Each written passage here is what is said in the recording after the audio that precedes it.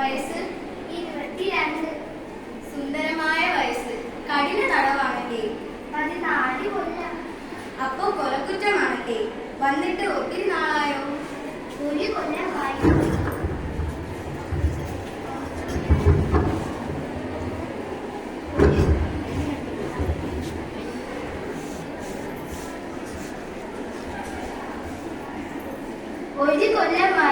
ഓ, എന്തൊരു ജീവിതം. നാരായണി, നമ്മൾ ഏതാണ്ട് ഒരുമിച്ചാണ് ഈ ജയിലിൽ വന്നത്. അതെ. പിന്നെ എനിക്കൊരു റോസാ ചെടി തരുമോ? നാരായണി എങ്ങനെ അറിഞ്ഞു ഇവിടെ റോസാ ചെടികൾ ഉണ്ടെന്ന്? ജയിലല്ലേ, എല്ലാവരും അറിയും. ഇവിടെ ഒരു രഹസ്യങ്ങളും ഇല്ല. എല്ലാം ഇല്ലാത്തത് തരുമോ? നാരായണി, ഈ ഭുവനത്തിലുള്ള എല്ലാ റോസാ ചെടികളും ഞാൻ നിനക്ക് തരും. ഒരെണ്ണം മതി, തരുമോ? എന്തൊരു ചോദ്യമാണ് നാരായണി, തരുമോന്നോ? നാരായണി, അവിടെ എത്ര സ്ത്രീകളുണ്ട്? ഞാൻ മാത്രമേ ഉള്ളൂ. നേരെ പറ, എത്ര പേരുണ്ട്? കുറേ ഉണ്ട്. എല്ലാം പടുകിളവികളാ. എത്ര? 87.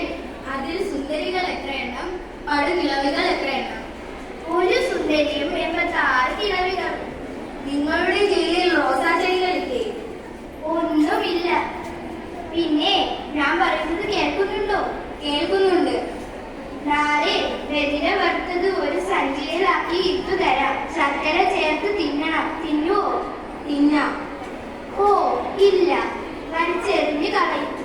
ഞാനോ ഒരു തരി പോലും കളയില്ല.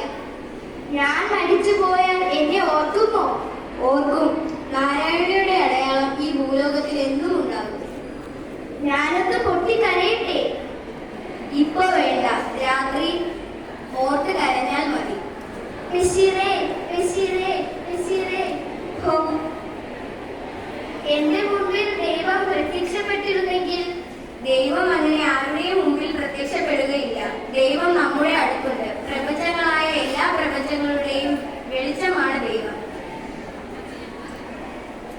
അല്ലെങ്കിലും ദൈവമല്ലല്ലോ, ഞാനല്ലേ നാരായണന്റെ മുമ്പിൽ പ്രത്യക്ഷപ്പെടാനുള്ളത്. ബഷീർ, വൈക്കം മുഹമ്മദ് ബഷീറിന്റെ മുന്നിൽ ഞാൻ ശിരസ് നമിക്കുന്നു.